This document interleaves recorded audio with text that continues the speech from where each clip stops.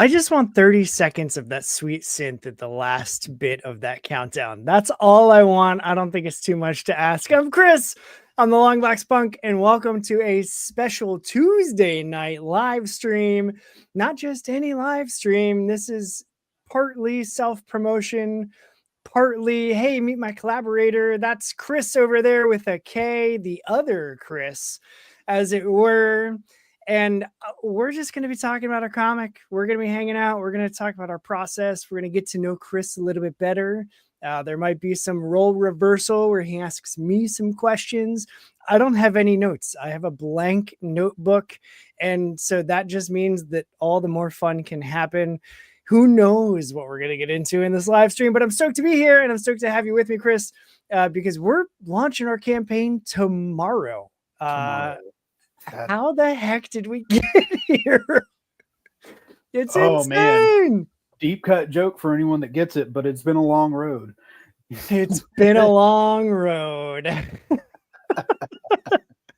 So we're going to get into Barricade Brigade, which is the title of our comic. It's linked in the description below, so you can sign up for the pre-launch so you get an email notifying you when we go live tomorrow, June 4th, sometime between 8 and 8:15 p.m.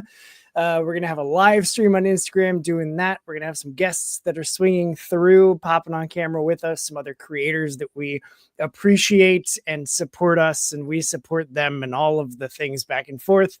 We're going to tease some not finished artwork of my variant cover for the comic.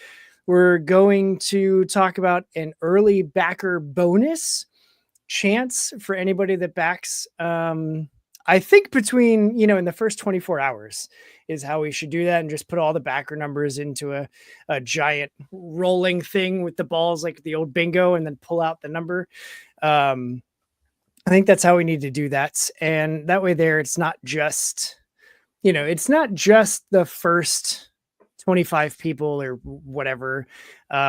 Anybody that backs in the first 24 hours should have a chance to get that. And that encourages even more people to show up in the first 24 hours of backer campaign. I hope you agree with that, because that's the thought that I had earlier today. I like it. Sometimes they just fall out of your mouth before they're even fully formed. And it works. Yeah, that's very much how that one was. I was like, we have these bonuses. I don't want to just reward the top 25 people, because what if people are working or sleeping or what? I don't know people's lives. And I don't know your origin story. Yes, I do. But for those that don't know, well, how'd you get into comics? How did this all start for you? Really short version. The Ninja Turtles brought me here. I started watching the original show, and then from there got into the Archie comics. That drew me towards, they had a Zen the Intergalactic Ninja run for a while on Archie, and then I started seeing this one book called The X-Men, and lives were changed, and forever undone from the path of normalcy. It was, even when I got back into them, literally that first X-Men book that I bought was one of the first things I found in a dollar bin, and I could have cried in that comic store. Awesome. So do you have all 4 of the connecting covers for X-Men #1? No, I don't, but I have told you off camera, I have the gatefold one. Yeah. And I'm going to build a custom frame and frame it. I bought that copy just to unstaple carefully for that cover and for the pinups inside. Yeah. That's kind of familiar. Just a little. Comic Patrol, thanks for stopping by. Go, be oh dude, first indie wrestling show. I need to find a spot to put this on my vest. Because I don't have a spot yet, but I bought this at an indie show where Heath Slater of all people was in like a no DQ match. and ended up slamming his opponent into the bleachers right next to me. And so I have a picture of him like super close, just smashing this dude into the whatever the bleachers, and then hit Yeah. each other through tables and doors and chairs. Oh my, it was a lot of fun. So enjoy the indie wrestling show. That's totally rad. I wish I was going to an indie wrestling show, but that's okay because we're still stoked for the book. And X-Men, speaking of books, to get back on track to you. So with the, like, I know I only had one of the issues of that X-Men #1 with one of the covers, and it was the Magneto one. And then I had to go back and like find the other 3 to complete the full trifecta. What's the word? There's a word for that. It's not coming to me. But like the Magneto cover is still my favorite of all of those #1s. Do you have a favorite like section of that 4-fold poster? I think it might be the Magneto one, and which is really weird because Wolverine was like, he's my guy. So like, but that Magneto is just so compelling. It's so good. He's got the like badass energy orb around him, and it's just like, I will own your face. It's so good. Yes, love it. See, for me, the only one that comes close is whichever one has Psylocke on it, because she was my girlfriend. So, as per usual, yeah. So I mean, that was the first one I found after as an adult, when I was like, wait, I need to own all 4 of these. Yeah. And that was the first one that I found. And then, I found the other 2, and I was like, okay, no, I'm happy. Everything's great. But yeah, the Magneto one for sure wins.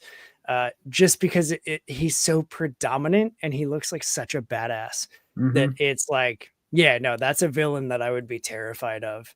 And it takes all of this whole other team to even try and scathe him, which is great. So, and it is iconic. Like I hate using that word because I feel like that epic are like overused, but it really is it really is iconic. So, I mean, let's not discuss the number of years that have passed and we're still talking about it. Yeah, just as a cover. Like, not to mention the story that happens in that first issue, and then subsequently into the next, I think, 4 issues that complete that first arc. And then we get Omega Red here from Jim Lee, which is like, he's so obscure and different that he was always the villain that I was like, nah, I'm an Omega Red guy. Because it just like, and even in the cartoon, he's such a badass that it was just like, nah, that's the guy. Like, I'd be terrified of that guy. And then Marvel versus Capcom 2, and he had the like tentacle attack where everything is like flying around him. Still held the badassery. So I will always, and I thank Jim Lee. I was like, dude, Omega Red's a badass. Like, I need you to sign his tentacle on this book. And he was like, thanks for saying that. He was so soft spoken. He was like, oh no, that's great. Oh yeah, absolutely. I never thought of that. Never. Yeah, just like, Lee. I've never heard anybody say this ever. I just like Omega Red, man. Yeah. What about like the X-Men? Do you have a favorite lineup of the X-Men, or like a favorite era? And if you don't, that's okay. It's a weighty question. It is very weighty. Bendis's run of all new X-Men and Uncanny X-Men was fantastic. Jim Lee's starting run and then going all the way through Age of Apocalypse was amazing. And I'm the nerdy kid that loved Excalibur too. Yeah, you did. I mean, oh my goodness. Nightcrawler, forget about it. I was in. Kitty Pryde, yes, please. Yeah. They were the like tortured but also very good leader characters. Yes. That I was happy to finally be able to like take their leadership in the Krakoa era with the Way of X with Nightcrawler, and then with Shadowcat leading the The shit. Marauders. That's the name. Yeah. Yep. With like the badass like knuckle tats that she had. Uh-huh. Like suit, yeah. All right. Let him cook. Go ahead. Yeah, absolutely. And I'm loving her leading Exceptional X-Men. Oh my God. She's so good. Her adult Kate Pride with a bunch of teenagers as her charges. Yeah. Trying to avoid the mistakes that Xavier made with her. Top tier. That's awesome. Top tier. I read the first issue of Uncanny X-Men that came out, and I was just like, I'm gonna have to trade weight for all of this because there's no way I'm keeping up with everything. Yeah. And because I like too many characters that don't get looped together often, that it's like, well, just put them all on the same team. Like, yeah. From Gen X, I love Chamber. Like, I just think his character is so fascinating. Yeah. And so I love Chamber and everything that they've put him through. But then I also love Ileana from the New Mutants, and like her whole demonic spin on things, and then how she affects her brother Peter with Colossus. And like, I will forever be a Beast fan as well, because he was the smart one. Like, I love Donatello. I obviously, because purple, but then, you know, I liked Beast because he was smart and so eloquently spoken, and probably the reason why I wanted to have blue hair in high school. And look, Mom, I'm the Beast. You're about to get kicked out of this house is what you are. Yeah. But yeah, I just think like, you know, Warpath and Thunderbird, both iterations of the Proud Brothers. Sunfire has always been super dope. Like, his character design is one of the coolest. And then you get into Age of Apocalypse, and it's just like that for me will forever be the, like, I can pick that up and read it at any point and just be like, man, I don't care about anything. I have Age of Apocalypse. And like, Sugar Man I wish he was in everything. I wish he had like a team up with Mojo and Arcade where they just like had some bizarre video game thing for the X-Men that like Mojo Sugar Man was the like, oh my God. Right? Those two just like top tier villains that never get play. Yeah. Never. And when they do, they're just like the campy, like rum-dum villains of like the throwaway. Oh, there they go again. Knuckleheads. Right. Yeah. I remember picking up classic X-Men because I was picking that up as a kid too. So I was getting the old stuff and picking an issue of that up at random. And because I never got like this month and the next month, and never happened as a kid. And there was one of him, they were like in a pinball like death arcade. It was so great. Yeah. So great. See, I had a classic X-Men that had Doom on the cover, and like all of the X-Men are running towards him. And it turns out that they were just being manipulated by Arcade, and it was a Doom bot. But like, the cover is what drew me in because it's just stark yellow. Doom, X-Men. And I was like, well, you put them together on a cover, I'm buying it. And then I read it and I was like, okay, so Doom's not even in it, but like Arcade is freaking wild. Like, he's just a psychopath. Absolutely. So like, besides the Turtles and the X-Men, like, what else were you reading? Like, what else hooked you as a kid, or did you rediscover as an adult? When like in your just readership journey? So what actually sent me back into the comic shop after years of going, I would love to read comics again. I like comics a lot. I should read comics. Was I was hoping to find, because I know I was buying them as a kid. They were doing reprints of like Tales from the Crypt and stuff like that. So even then it was like, horror comics, yes please. And I kick myself for getting rid of my collection so much.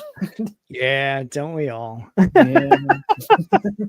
I held on to a handful of my like Valiant comics, a handful of my Archie era Turtles comics, even though they're beat to all hell. Hmm. But that like those, I had some Indiana Jones comics that I got rid Yeah.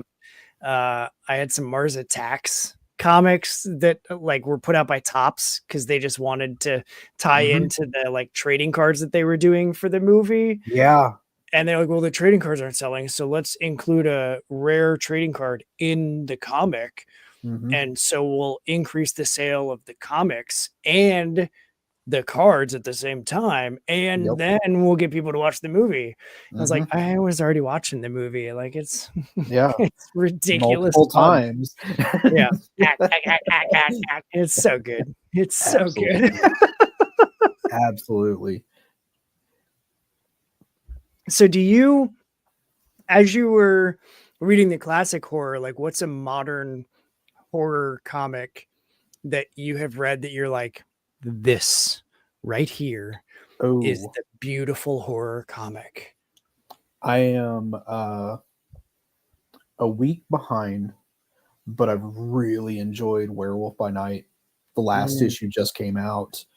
Um, I think the premise behind, oh God, what's the name of it? It's coming out from Oni Press this month. Is the first issue. Oh, it's like oh, typo something. I can't remember the name of it. I got the free comic book day issue, okay. and it's a vampire. She goes to a resort island, Hmm. and food Yeah, shows up for her, basically delivering itself. nice. So, like, sounds really cool. Epitaphs from the Abyss has been great. Yeah. Um, and then I got some random stuff around Christmas too, like Dread the Halls was super fun anthology. Yeah. So great. Yeah. I, you know this, and anybody that has watched anything should know this, but I freaking love horror comics. Hmm. Like I would say it took longer than I am willing to admit at this point to get into horror comics because I just Hmm. didn't know that they were a thing. Like when I got back into comics, I was like, well, I used to read Valiant comics, so I'll start with Valiant. And so I picked up the first issue of Rye with Matt Kint writing, and it was just like, this is so incredibly fascinating. What else has Matt Kint written? And then suddenly it was just like, oh my gosh, because he has written everything. And at this point, I own almost all of it. There And you go. like, so for me it was starting there. I didn't even get back into like the big two right away. I was picking up Valiant books, and I was picking it like that was when they were relaunching in like 2014, 2013, Hmm. whatever year that was.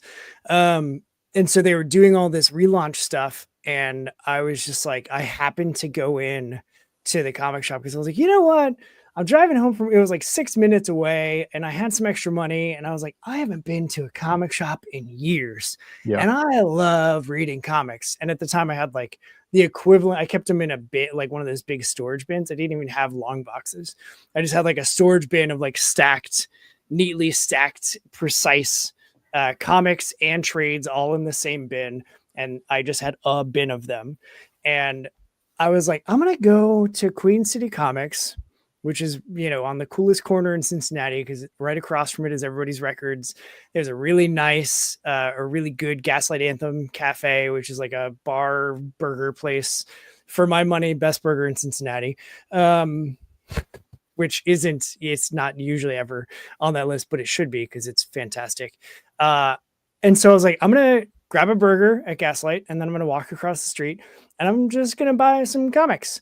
And so I picked up Valiant, and I picked up a couple other like Image books, and like that's where I started. And then I was like, oh yeah. So then I went back the next week, and I had to like relearn how comic shops work, Yeah. of like, oh, right, they come out on Wednesdays and I can set up. And so it was like, I went from similar to how I went with music in high school, where I Hmm. entered high school with like 8 CDs to my name. and I graduated high school with like 500 because I joined the Columbia House Record Club, Yep. and you could get the like 24 for a penny each, just pay shipping. And Uh-huh. so I would just do that every time they had that sale. And so I quickly ramped up my music, but I did that with comics too. And going back to the shop, it was like, I'm just going to, what are the X-Men doing now? Like, what? Oh, crap. There's so many X titles. I'll try Uh-huh. all of them and figure out like which one's good right now. And so I picked up, X-Men, X-Force, X-Factor. That's how I found the Uncanny X-Factor with Phantom X and Archangel and Psylocke and Wolverine and Deadpool. And I was like, this team's awesome. And they're all wearing black and it's, ugh! And like, so that's why I was reading that. And then I was like, DC, whatever. Back to the movie titles. Like, I was never a big DC person aside from some of the big Batman crossover events. Like Mm-hmm. when you think about books, do you go after specific characters or do you go after like stories and arcs that you feel are going to make like impactful story comics? Yes. Perfect. When I hopped back in right as Krakoa was ending. So Okay. when I saw relaunch of X-Men, it was just like, well, I have to start at number 1. And that was when I learned about pull lists and the dire straits of not having one, because it took forever to find issue 2. I went into a Yep. shop that I'll never go back in again because of how an employee got treated in front of a bunch of customers. But it was the only copy in town. Yeah. So I got it while it was still on the stand. And I'd already paid at that point too. So like, nothing I can do about that, but Right. whatever. But then it is very much like, okay, here's an arc, here's a whole story here. Like when I go to shout out Shadow Mountain Comics in Tulsa, and they have their quarter 4 for $1 or 5 for $1 sales. Dude, I'm so looking jealous. for arcs. The last time I was there, I found the last book I was missing out of an X-Men Pizza Hut 4 issue arc. Yeah. I was missing issue 2, so like I couldn't even go past the first one. But now I've got the whole thing, all 4 Mm-hmm. of them, just like a personal pan pizza. Yep. Yeah, you got all 4 pieces and now you Yeah, can yeah. I got. I mean, I found like the first 10 issues of Clive Barker horror comic. I was just like, Okay. yes, please. That's $2. Yeah. But that's what I'm doing there. It's like, okay, where can I fill in the arcs that I'm looking for stuff?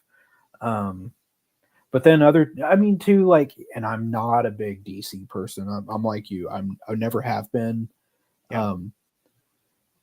The premise for Absolute Wonder Woman really had me intrigued. And when Hayden Sherman was coming to town, coincided with the 5th printing of issue 1, and I got it, and I'm hooked. Kelly Thompson can just write like nothing else.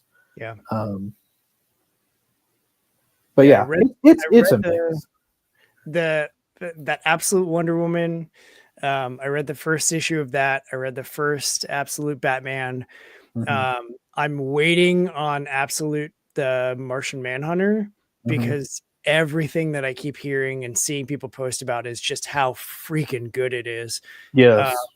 But I'm like, I'm just gonna wait. Like I've seen the interiors on it, and Mm-hmm. I'm just gonna pick up the trade. When it releases, and like because it's gonna be awesome. Like everything Yeah. about that book looks so different, and like that's where I'm at with my reading journey.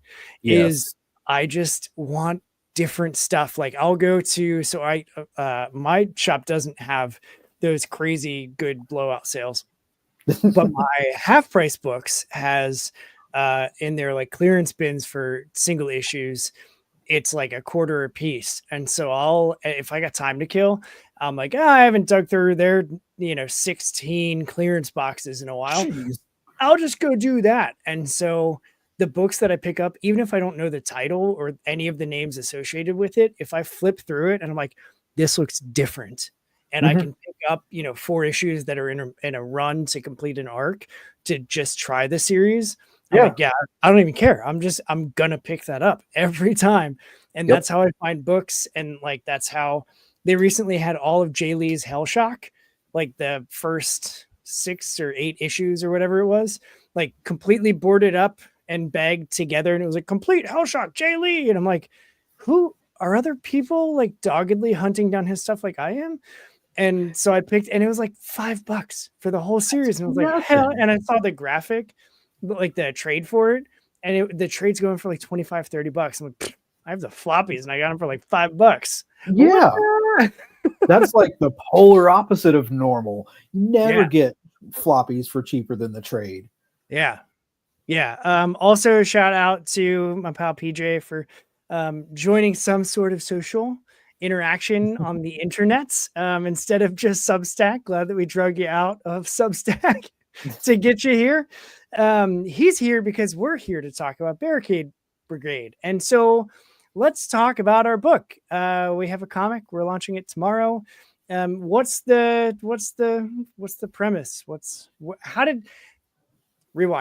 did this all start? Because it's thanks to you.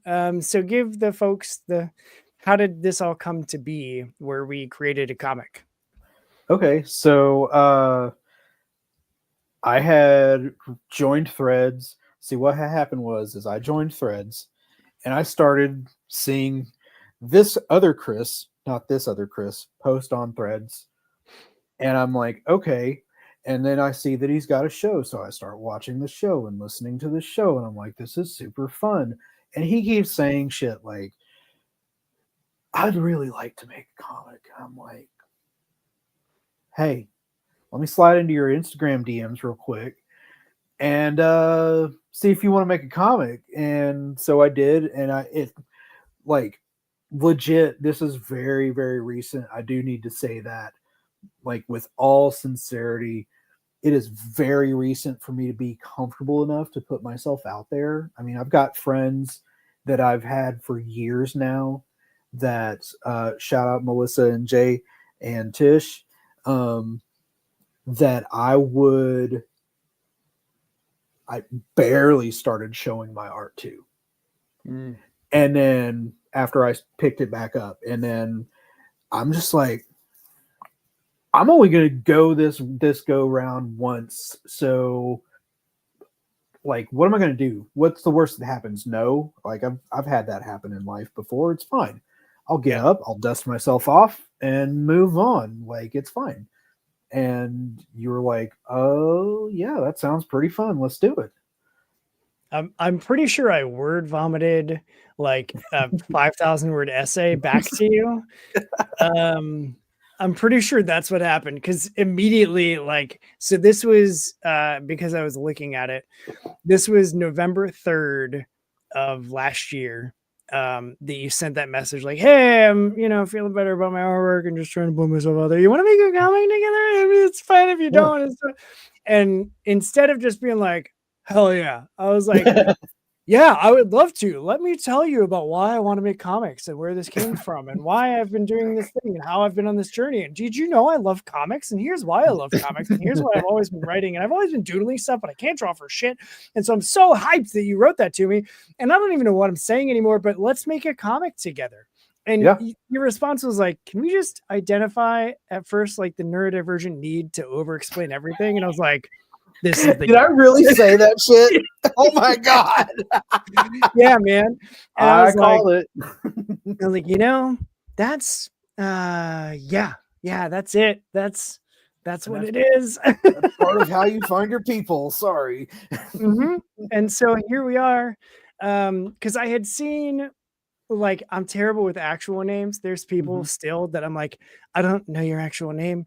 But I know your handle on social media. And so I always saw yours being Punk Rock Kris. And I was like, well, you can't have that because I'm Kris and I'm Punk Rock. Like, you can't, why is that? But his is K, so maybe I'm I not the don't. same Kris.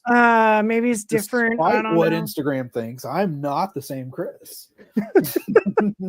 But like, are you though? Because Maybe. You don't like eggs, and I'm left-handed, so like that's fair. Yeah, those are the two differences. Everything else is exactly the same. So there's this ongoing thing now that we've been we FaceTimed, and I remember how awkward that was. yeah, it was like, Because oh, we should have some toys to play with in this, huh? it was like, so we're gonna make comics. How do we make comics? Do you have a Yeah. store? Are we like, I distinctly remember FaceTiming you, and it was it was like, so Yeah. comics, huh? Yeah. You got the awkward version of me that doesn't know what to say a lot of Perfect. times. Yeah. Yeah, and I'm the opposite. Uh-huh. Where even my wife always tells people like, yeah, half the reason I married him is because he talks enough for the two of us. And I'm like, no, I do though. Yeah, that's absolutely true. Especially when you put a camera in front of me. For some reason, I'm just like, yeah, let's talk about everything. Do you want to know my deepest, darkest shame? I'll tell you. I don't care. I'd rather not actually. Let's not do Yeah. that. But so we started then of like just talking through like, well, you're punk rock and I'm punk rock. So like, what if we did a comic about a punk rock band? And because I've never made comics before, I've talked to plenty of creators that have, but like, I don't know how this shit works. Like, I don't know Yeah. any of it. And you were like, yeah, I'm like, I've made my own comics and stuff, but like nothing's been published. And so there was this like feeling out period between us of like, how is this actually going to work? Like, I don't want to tell him word for word what to do. And like, I still want it to be collaborative. I don't want it to just be like, well, I wrote the script. Here's word for word what you need to do. Like, I've never wanted to be prescriptive, if that's the right word for that. Like, I would much rather it be like, yeah, I have some things that I'm very specific on. But a lot of them, I'm just like, I don't know, man, what the hell are we doing? Yeah. And it's been super rewarding because you're like, I don't know, man, what the hell are we doing? And so we just like talk through it and figure it out.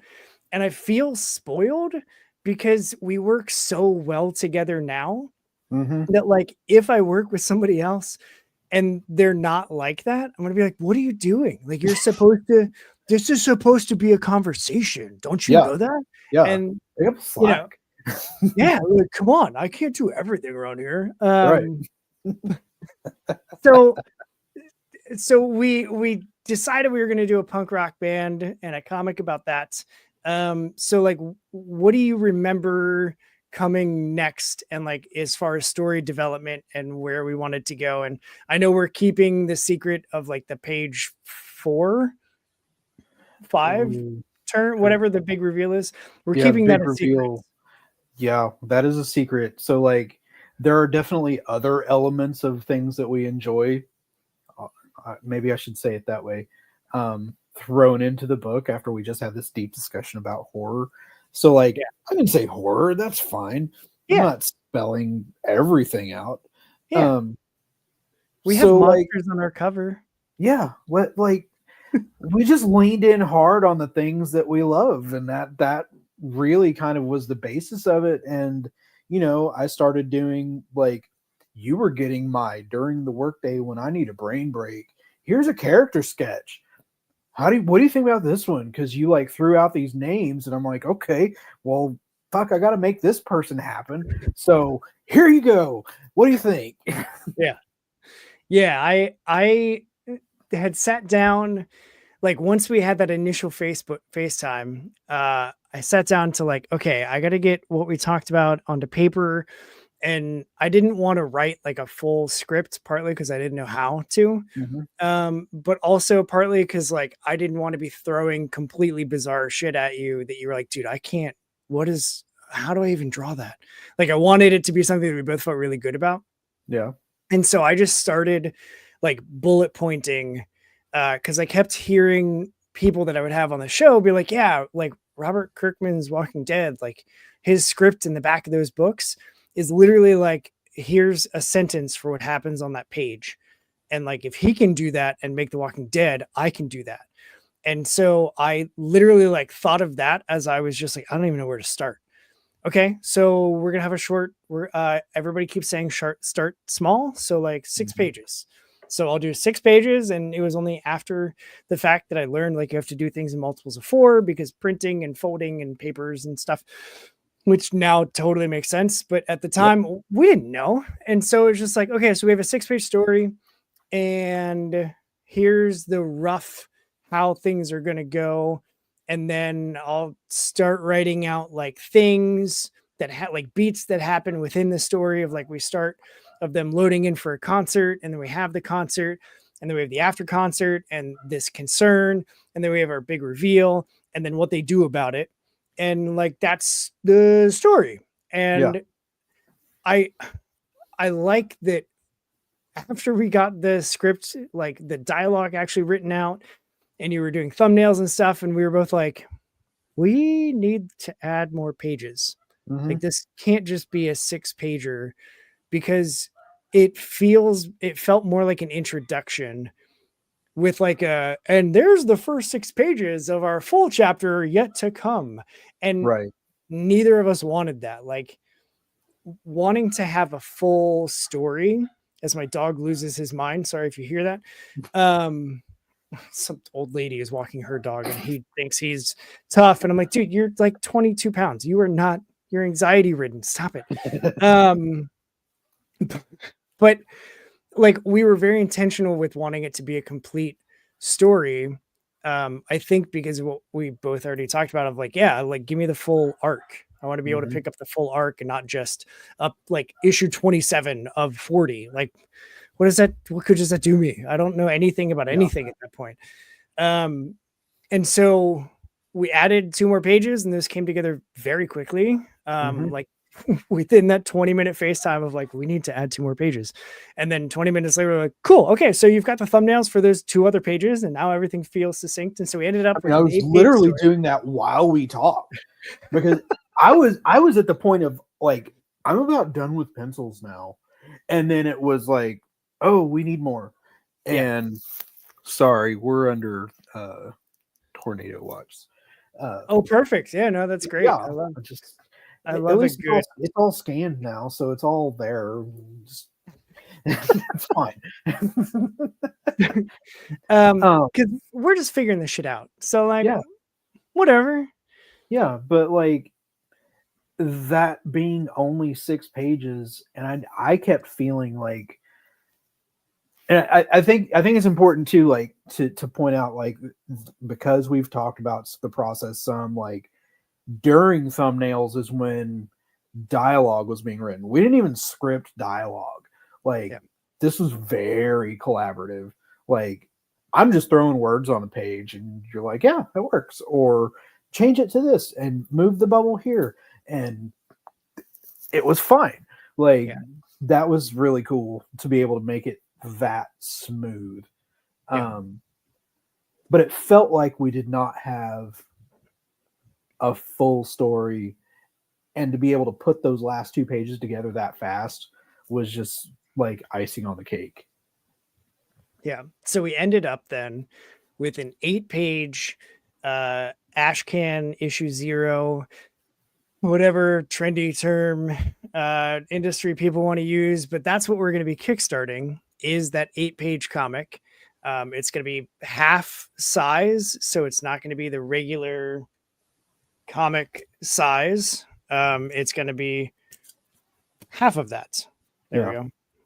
And so it's like, to make it feel even more like an Ashcan, because I feel like Ashcans are always the smaller sizes. And as a comic fan, I'm like, I want to have an Ashcan that like I'm peddling, like, hey, I got comics, you know, like I want to be that guy at the expo. That just has like, opens my jacket, and I have just all of the Ashcans hung there. Instead of watches, it's comics. Yeah. Like, hey, you like comics, kid? Come here. I don't know why I have that stupid accent when I do it, but yeah, it just fits, you know. It fits. But the reason, like, there was part of me that was like, is an 8-pager enough to kickstart?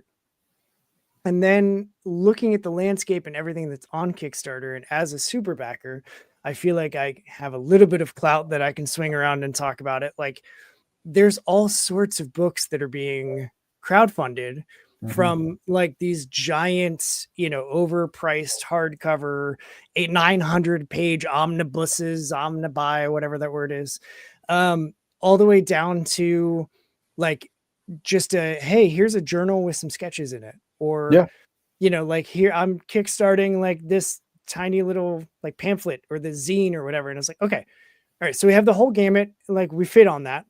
And I need to stop underselling what we're doing mentally, because I just will forever deal with that imposter syndrome of like, is this good enough? Do we make a thing that's nice enough to kickstart? And it's like, yeah, we did, because you look around and yeah, we're right in line with everybody else. So that said, we're launching, for the business side of things, we're launching the Kickstarter tomorrow, June 4th. If you're not watching this live, June 4th, we're going to have a live Instagram launch party kickoff thing that I totally ripped off from Dan Price when he launched Bigfoot Knows Karate 3. We're going to have creators, including Dan Price, come on and just hang out with us on camera and talk about what they've got going on. Carmen Costa is confirmed, another post-punk, because his campaign for Proctor issue 4 is ending on Thursday. And so he'll be coming on to talk about it. We've got a couple other folks that we just need to like nail down details on. But you never know who's going to pop up on that live stream. So that'll be a lot of fun. I love that as a collaborative duo, like anything that either one of us mentions, the other is like, yeah, let's do that. Like, yeah. Okay.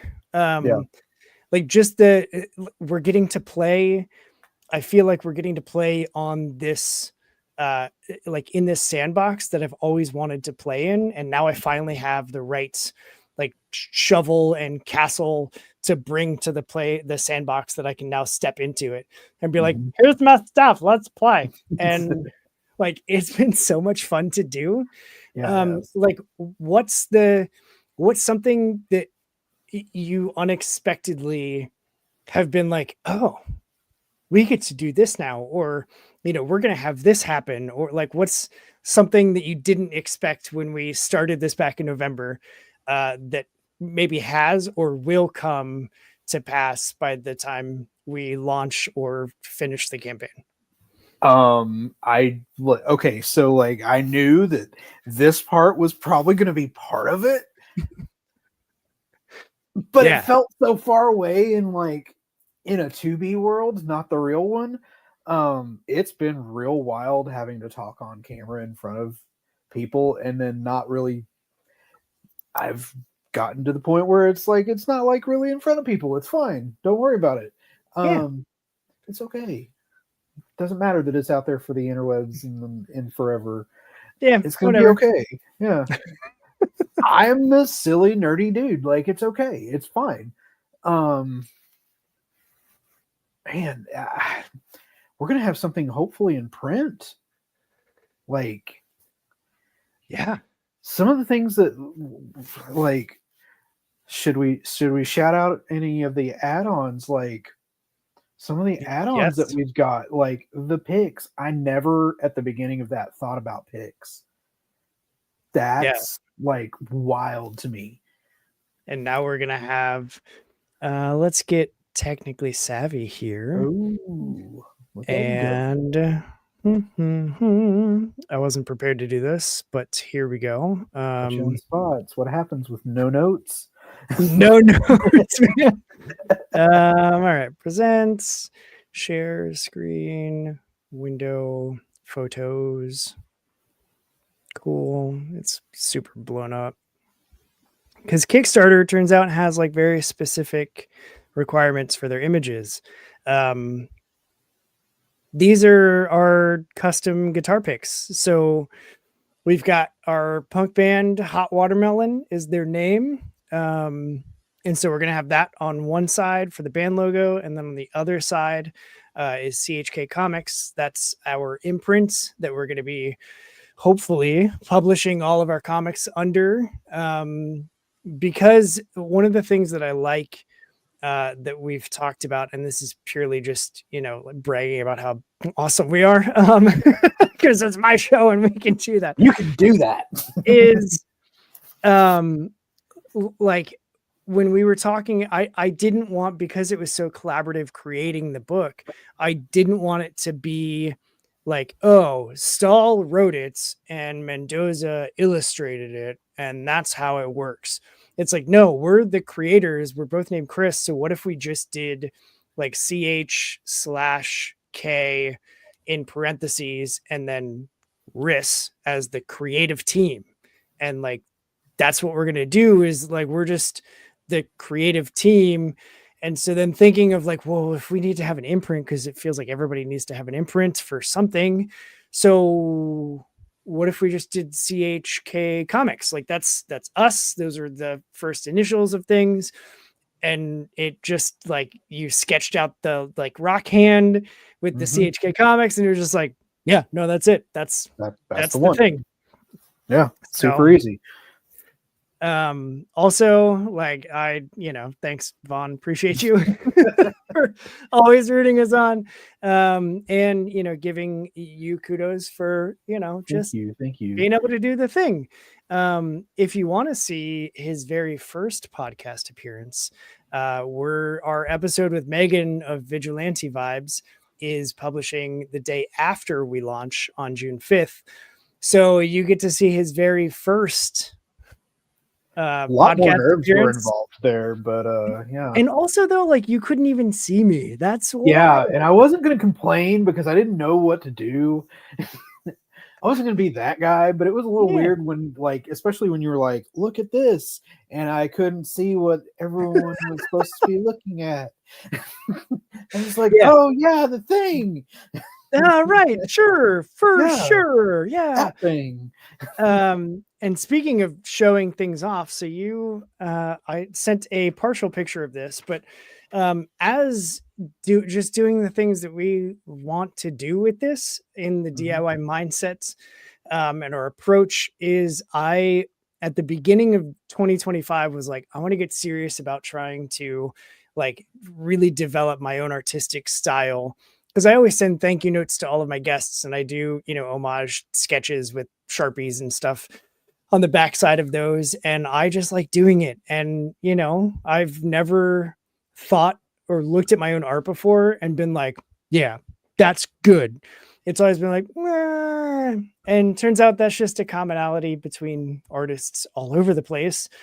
And so I was like, I'm just going to stop doing that. Like, I'm just going to have fun making art. And so I've been having a lot of fun making art. Shout out to Lori Cunningham for having me on Thirstatoes, where we just hung out for like an hour and a half and drew some movie posters. But all that to say, when it was like, do we need to have like variant covers? Do we got to hire somebody? And I don't remember if it was you or me or both of us, but it was like, I want this first ash can to just be stuff that you and I have done. I want it to be purely CHK. Like, I don't want it to be, oh yeah, we hired this like badass cover artist to get this thing, even though it looks nothing like the interior. Like, I wanted it to be truly authentic to us, all the way down to the nitty gritty details of everything. And so you were like, why don't you just do a cover? Like, do the variant cover, and you'll have a cover and I'll have a cover and we'll both have covers. And so that's what we did. And I'm still working on it, but here is my in process cover. I took Kris's pencils, and there's the, oh, that's great. Yes. That shirt.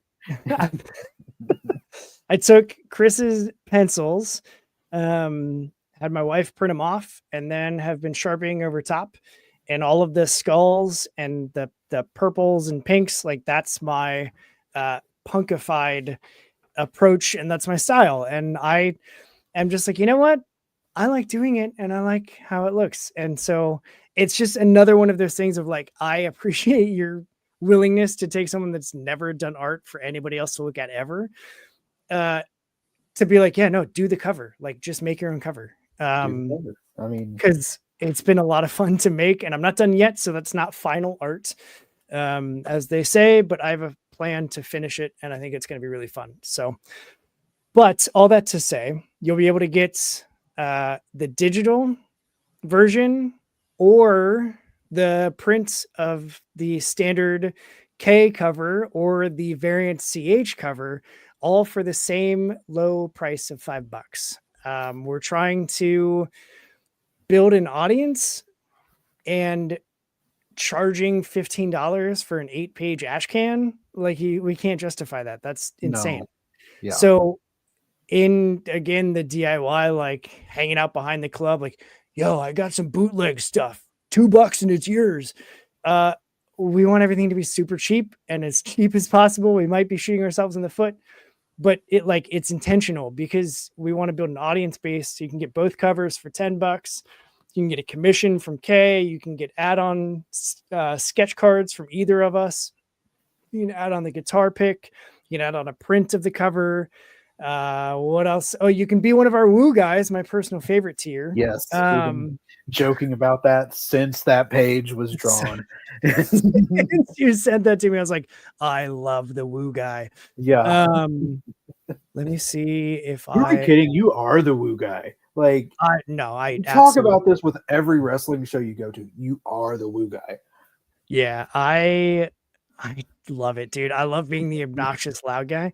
And I've been at, the shows where it's like everybody's quiet and someone needs to make noise. It's always me. Of just like someone needs to be excited. So get excited.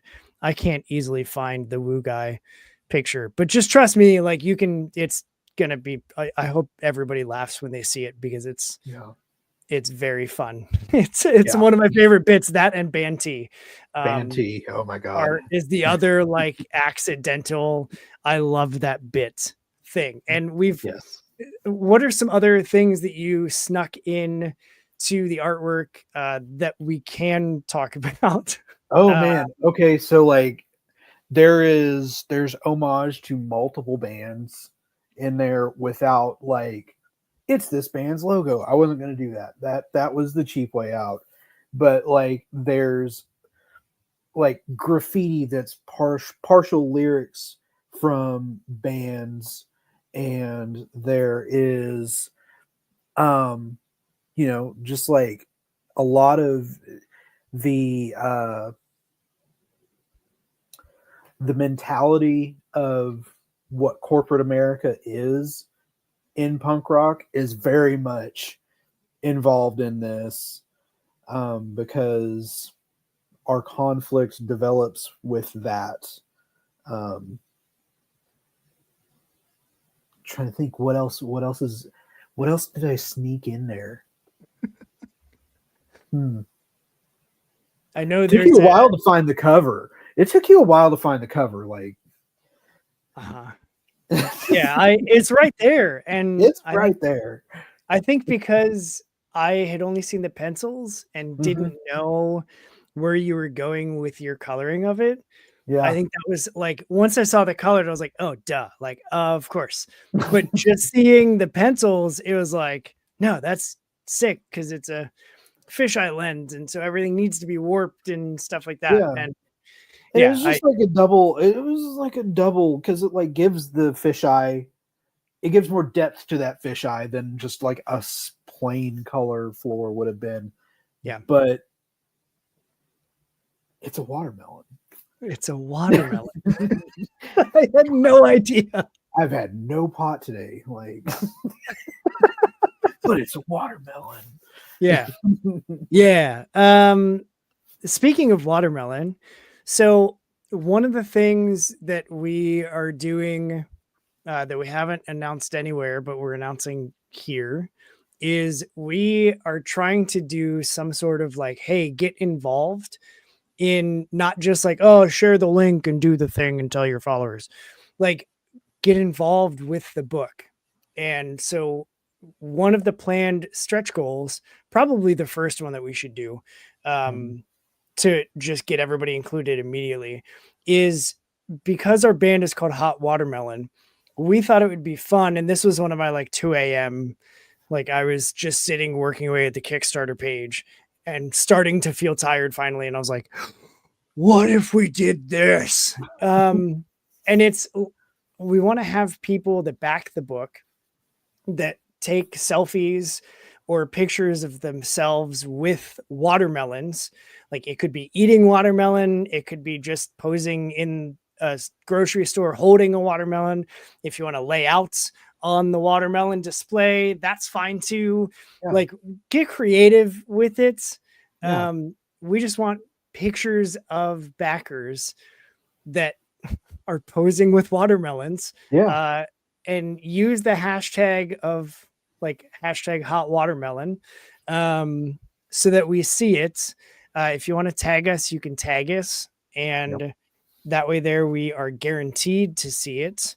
But the plan is that once we have those pictures and we hit our campaign goal, because like Vaughn said, we are doing it. So once we hit our goal and we hit that first stretch goal, we're going to include all of those pictures in the back of as like a digital, instead of like a pinup gallery or a variant cover gallery. We're going to do our hot watermelon selfie gallery. So you'll get distributed to everybody that backs it, as part of that with posing with your watermelons. Yeah. So there's that's something fun that, you know, we're just going to do to try and get like involvement and engagement and more of a natural word of mouth thing happening. Because if I were to take a picture and post it just posing with the watermelon, people would be like, what are you doing? I'm like, oh, let me tell you about my comic and our punk rock trilogy, or our punk rock trio band, Hot Watermelon. And it's called Barricade Brigade, blah, blah, blah. Like it's a perfect conversation starter. And you get to be involved and forever enshrined in the digital release of the book. Maybe if we raise an insane amount of money, we can add it to the print version as well. I don't know. We haven't gotten there. That'll be a maybe. It'd be fun to do. It would be. But yeah, that was the thing just I like about that too is like that is very, very much like you're one of the kids that's having fun with the other punks. Yeah. You are in this little punk community. You know the in jokes. You're having fun. It doesn't matter what other people think when you're being goofy and melon surfing in the grocery store. Go do it, because we're gonna know, and we're all having fun together wherever we go. It doesn't have to be a show. It doesn't have to be a record store. It doesn't have to be the comic shop. It can be the grocery store of all places. Go have fun with us. Just have fun with us. See, join us in the pit, as it were, because you know we both have to pose with watermelons, right? Like we gotta. Oh yeah, we're gonna have to do that. Sitting on the counter right now, like. I don't have any at the house, but I'll fix that. I'll figure it out. Also, worth telling, I just learned this story this past or last week on whatever the Memorial Day, on that Monday. So we always have like a family picnic thing, and my wife's second cousin, or I don't know, they're all just cousins. He was telling us like when he was a kid, his grandfather, which is my wife's like great grandfather, would take a watermelon and put it like under a bush in the backyard, because he didn't like eating it cold. He liked it being like a little bit like room temperature or warm. But he always called it bushmelon because you put it under the bush, and when you're ready to eat it, you take it out from under the bush and you cut it up and you eat it. And so he always knew that as bushmelon. And so he started working at like an international market, and he was like, oh man, they have everything here. Like, where's their bushmelons at? And so he asked like the produce manager, like, hey, we have like everything there is. Why don't we have any bushmelon anywhere? And the guy was like, bushmelon? What are you talking about, kid? And he was like, yeah, it's like a watermelon, but it's a bushmelon. And like he had no idea. And so he went home and like had to tell his grandfather, like, we don't have any bushmelons at Jungle Jim's. And he finally was like, Paul, they're just watermelons that you put under a bush. It's a bush melon. And so like he forever, as long as he worked there, his manager forever called him the bushmelon guy, because he was so dead ass about it, of just like, what's a lie that you believed as a kid that you only realized later in life, that like he was like 19 years old, and like, that's so embarrassing, but that's hilarious. Where's all the bushmelons? And now he's like a chemical engineer with plastics and like traveling all over the world to make sure that they're being like, he's wicked smart. And also he believed bushmelons were different than watermelons. And so I was like, well, that's a fitting story, because our band is Hot Watermelon, and that's basically bushmelon. Yeah. That could be like their alter ego. Yeah. They're Chris Gaines, if you will. Oh, man. So it's not just, speaking of their alter egos, it's not just this 8-pager that we have planned.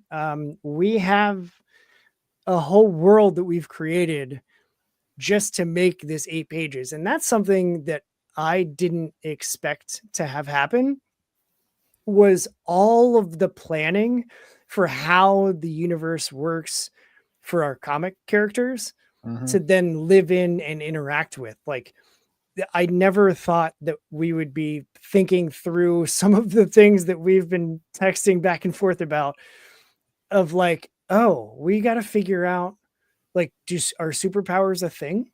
Do people have powers? Is magic real? Like, are aliens real? Are monsters real? Like, what are all of these things? And so you recently outlined our first full chapter. Logistically, let's talk about the first chapter and then go into a little bits of what we can on the outline, without spoiling anything. Okay. Oh man, how do I do that? That's why I'm letting you do it. So the first chapter picks up literally right after the end of this book. And they are, so at the beginning of this one, they are starting their tri-state tour, and it's just like real simple. They don't know what's about to happen in one night, and they drive through the night after this, and they show up at their friend's house, and their friend is just like there to help them. He's down for the cause.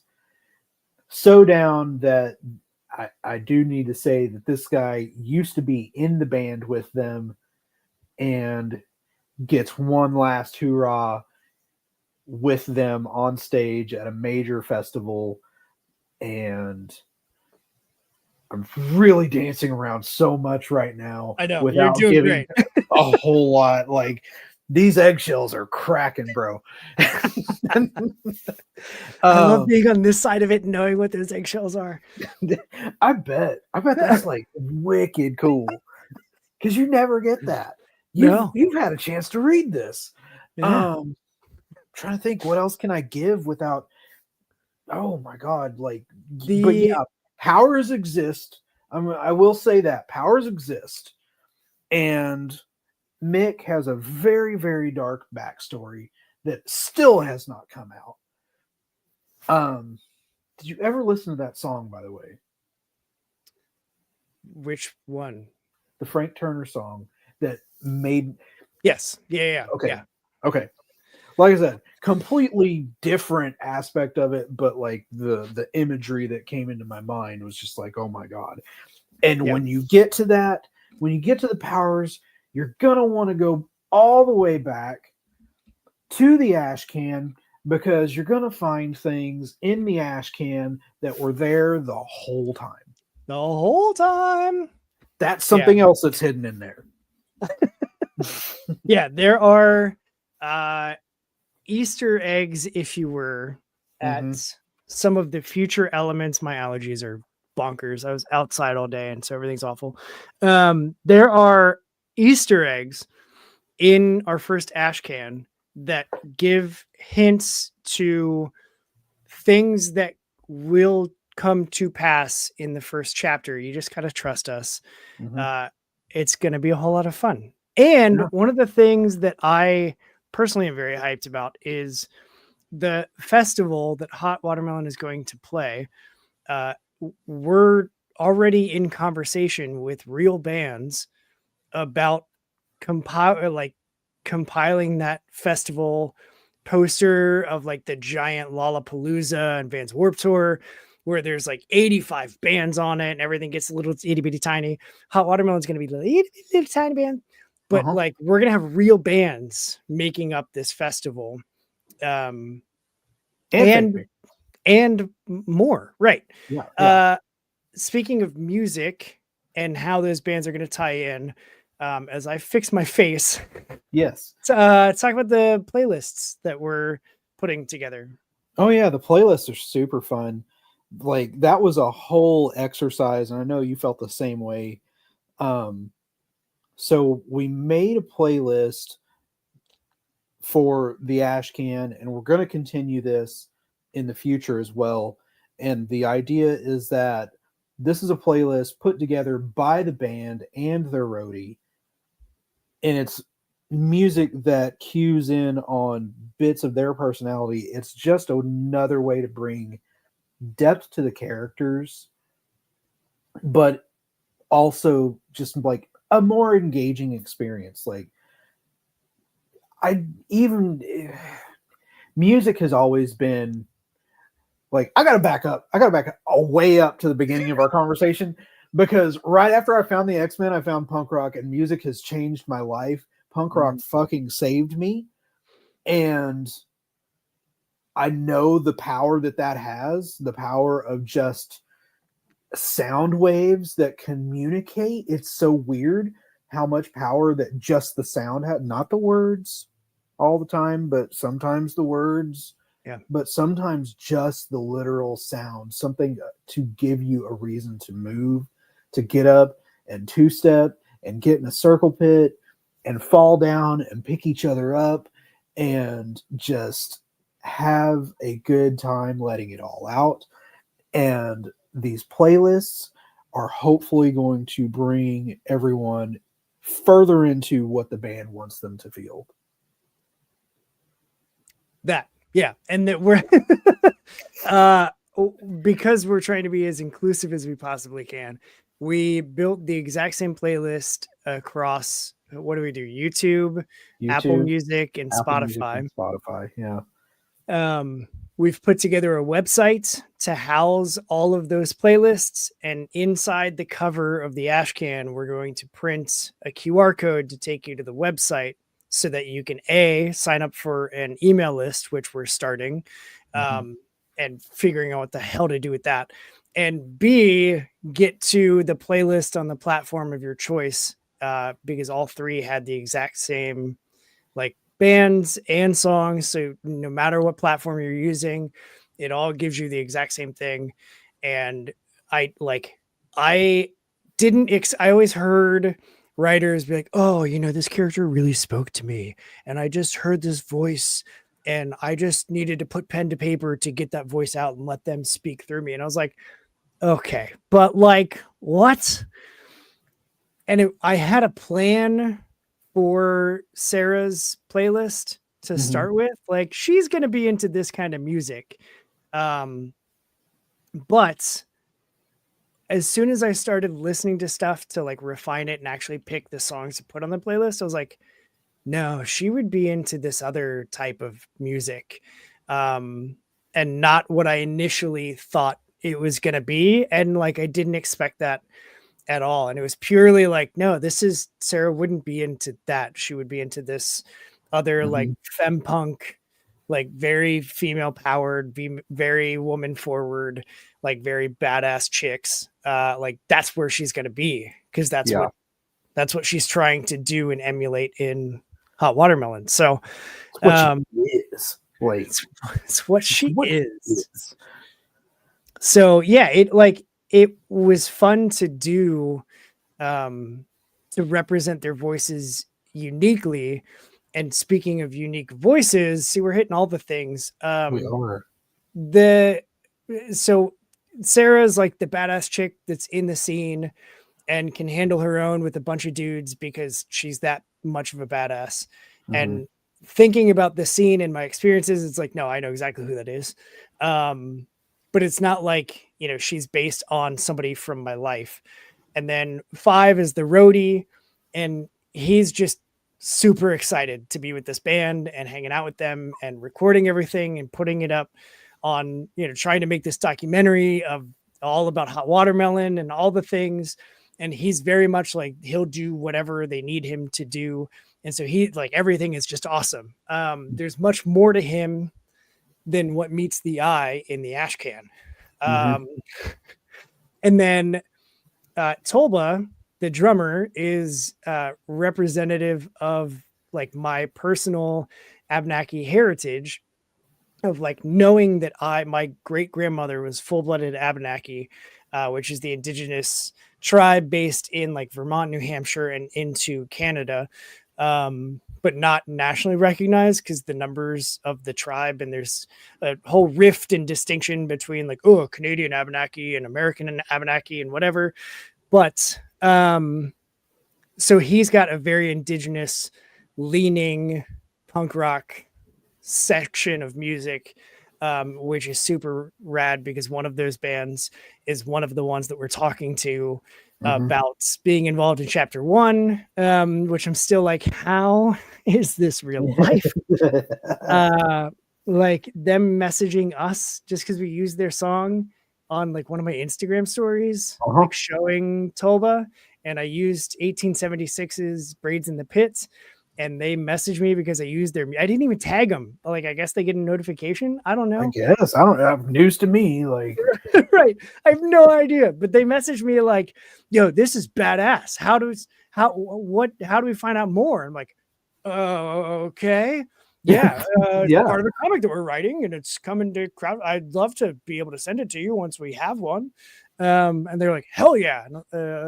And also, if you want to be involved, we can talk about future stuff. Yeah. Like, absolutely. That's sick. And I was like, holy crap. Okay. Yeah. Those things are the like, how is this real life? And I think that's part of why I'm still not like, we're doing the thing. Like, I keep saying that, but do I believe it?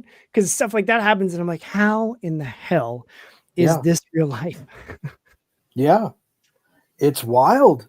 It's absolutely wild to just like, and I think too, like, this is why, like, I would really love to, if we can get some of the things that we want to have happen, the intersection between the punk community and the comics community could be so beautiful. Yeah. Like, just what little we've got is like, that's legit. Yeah. I was, I think it was either today or last night, which was still today. I was thinking about like, what if the bands that we are putting into chapter 1, like, what if we just say, hey, do you want to sell the comic that you're in at your merch booth at your shows?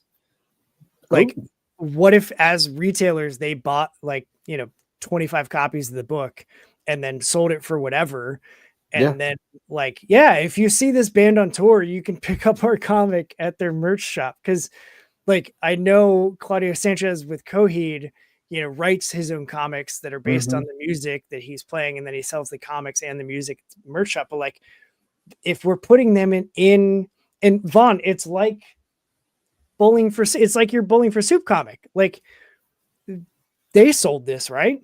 So like, why wouldn't bands that we put in the book also and want it wanted to be in the book? Yeah. Like, that opens a whole new, like, it's just insane. The story, As far as genre spanning, I can't tell if this is sarcasm, because all we're talking about is punk, but it's very much about a punk band, and Mhm. also there are horror elements in it. Um, there is gore, that there's splorching that happens. There is definitely splorching. Splorching is awry. Um, there's some like sarcastic humor that's involved in it. There's also though a story about friendship, about camaraderie, about the stand up for your friend and for your scene of it. Um, it's got all of this. So if that counts as genre spanning, then yes, it is. Also, Kind of hit the mystery type element a mhm, little bit with just how much has been revealed, and we've left a lot unsaid. yeah, yeah, it's Just enough to funny. be dangerous is what's there, really. Like Yeah, and it's like funny. playing with Like swords. it feels like we're giving so much away, but then I'm sure anybody that's watching or listening is like, "You aren't saying anything." What is and we're This like, is "Oh, I don't yeah, know." yeah. Like Do we select characters and make separate playlists, or do we collab on all members' playlists? So, Kris, take that one. so we divided up the characters, and I did Mick and Five, and you did Sarah and Tulba. Yep. He And goes vertically on the yeah, cover. I go horizontally. And right in the middle of that cross section is DIY and punk. yep. But yeah, so we each picked out a number of songs and put it into a playlist all together, where the songs are grouped together by character, but there's no like this is mix playlist, this Mhm. is fives, like it's all just one playlist, but it's definitely, oh, those three songs are Sarah's and so forth. The idea is really more like this is the mixtape that they're listening to in the van, which was drawn with a cassette deck.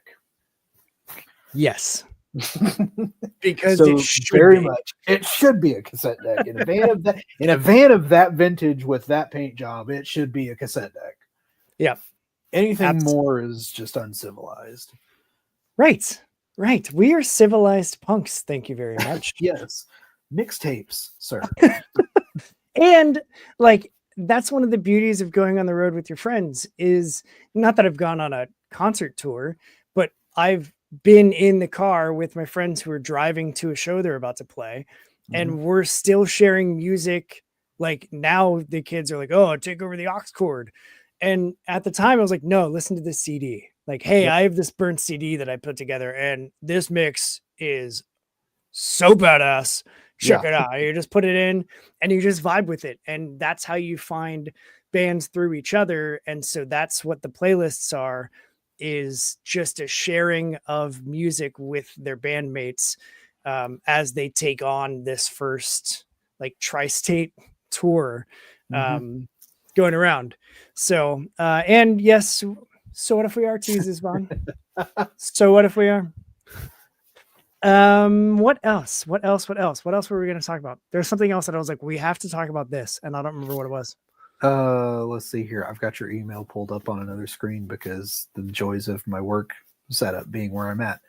Let's see here. We did the hashtag, we did the campaign, we did the rewards, we did the add-ons. Oh, We and there's didn't going to be have any drinking. stickers. Yes. There's going to Stickers. be We didn't talk about the stickers. stickers. Those we're going to have some as add-ons to start, and then we're going to have a separate duo of stickers that are stretch goals that we're going to unlock, and then I was going to say something else, and then I completely just lost it. The shield Oh, is definitely going, right? yo, yeah, yeah. Those prove those proofs today. So that's that first. If you back within the first 24 hours, we're going to take all of those names or backer numbers and we're going to spin, and 25 random backers in that first 24 hours are going to get a super secret bonus item, code word shield, that is going to be included with their physical rewards when we mail those out. Yeah. It will in no way, shape, or form make you an agent thereof. However, you will probably enjoy them. Yeah. Yeah. If you're backing the book, chances are you're going to agree with the shield. Yes. You will. Oh, so very cryptic. This is a lot of fun, actually. It has been. The amount of dancing, I mean, my God. Right? Good thing I put my tap shoes on. Right? There's one other. I still need to parse through the library of digital comics for inclusion for stretch rewards too. So we're also, because I think everybody should be reading indie comics and sharing the love and supporting indie creators.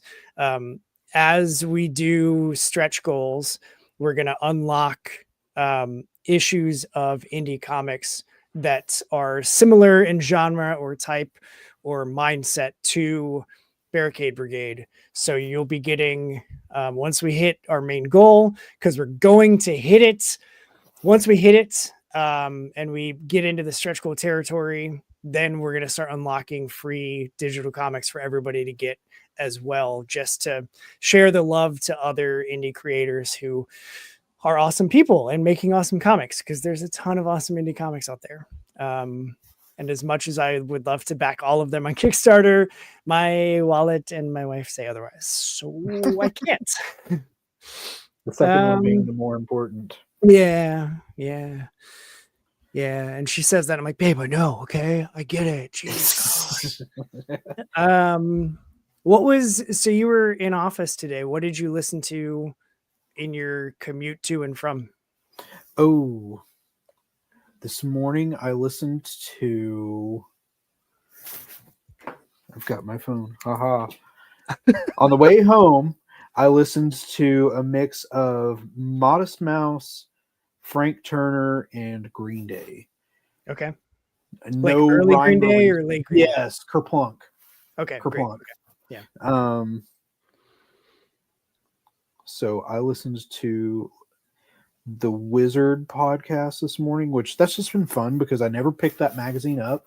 Yeah. But like, that's a pretty fun show for someone that is like not even reliving it, but is getting to live it. Dude, those Wizard magazines, man, they were Some like, of those covers are wild. I still have, I think 3 of them, and all 3 happen to be X-Men covers. Surprise. No. Of the ones that I have. But yeah, like those were, I wish we, like, that's the one thing with like 2000 AD and heavy metal and all these old school mags getting a resurgence. Like, how do we not have a new Wizard magazine covering all of the industry, news and stuff like that? Off Panel is the other show I listened to. Okay. This morning. I have a large selection of podcasts that I listen to, and I have to decide what I'm actually going to listen to sometimes, unfortunately, because there's only so many hours in the day and I have to have music or I will lose it. Yep. But yeah. Yeah, it's funny because some mornings if I'm dragging ass, I'm like, I usually listen to audiobooks in the car. Because that's how I do the majority of my reading is just audiobooks in the car. But if I'm like super tired, then I know I need to put on some very high energy, like those are my ska horror punk days. And I'm just like, whatever, it'll take me, 2 days longer to listen to that audiobook because I just need to wake up with something loud and energetic in my face. Yep. And then other times I'm just like, I haven't listened to any of the recent episodes of Vigilante Vibes or Fueled by Weird or whatever. Like, I'll just who have they had on that they're talking about? Well, I'll listen to that one. Yeah. So okay, speaking of books, Non-comic book recommendations. What genre? Yes. I'm not limiting you there. It just can't be a Great. comic book. Perfect. Okay. So one of my favorite prose authors as of late is Nicholas Sansbury Smith. Okay. His Helldivers series, in no way related to the video game. His Helldivers series is excellent. That's the series that turned me on to his writing. And then because I'm a like fire hose or off person, I was like, what else has he written that my library has? And so I listened to like Helldivers is a post-apocalyptic, there's nuclear war, and so the whole surface of the earth is radioactive, and so humans are living in airships that have to stay flying all the time, and so Okay. there are divers that dive to the surface of hell, aka earth, to scavenge for parts and stuff like that, and then fly back up to the ships to keep them flying. And so there's a whole lot of just tension and stress, and like there's stressful books, but they're so good. Like I Okay. have to have quick paced writing, Yeah. which is why comic books just always work for me because there's always Mhm. something new to look at.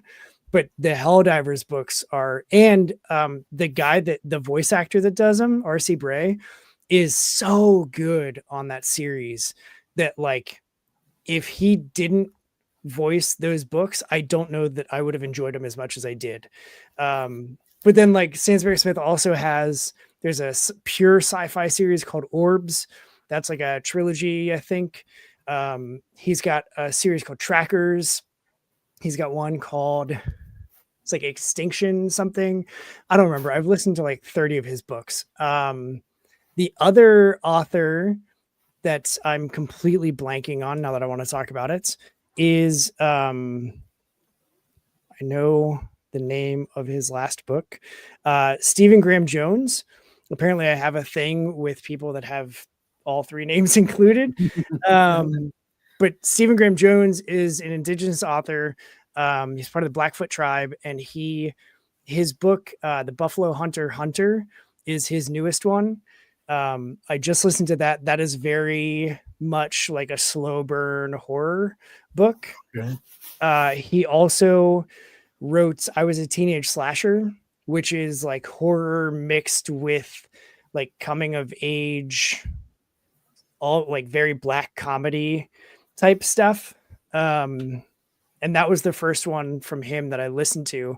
And then I was like, this is so fun. And then again, I fire hose and I was like, what else has he written? What else does my library have? And Buffalo Hunter kept coming up on, I was seeing it on Threads and on all of the like, you know, horror book recommendation lists and stuff. And so I got my hands on that one and listened to it. And it took me like the first 30% of the book to even get hooked on it, mainly because I was like, what the hell am I listening to?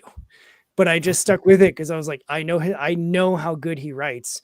So it's gonna go. And then once it did, it was like, oh, and it just was a quick like sprint to the finish after that. So Nice. Stephen Graham Jones and Nicholas Sansbury Smith are the two authors that really, if you pick up anything by either of them, it's gonna be good stuff. Okay. And Grady Hendrix, he's a good horror writer. He did of course I'm blanking on everything. My Best Friend's Exorcism. He did, there was one that was like the Vampire's Wives book club or something. I read like the 6 books of his that I could find. Grady Hendrix was his name with an X. His books are really fun too. I forget that people spell that with CK8S and they're wrong. I just remembered you're wrong. So yeah. Fine. It's fine. You can choose to be wrong. Yeah, I'd agree with you, but then we'd both be wrong. And I don't know. Exactly. So I had a book given to me by a guy I work with that was, if you need light, humor, but it's quick paced. It's humor. The Field Guide of Dumb Birds of North America. Okay. Like literally, the back cover is about the Eastern Kingbutt. Like That's it's by Matt Cratched. I don't know how to pronounce his last name. And the front cover is a white-breasted butt nugget.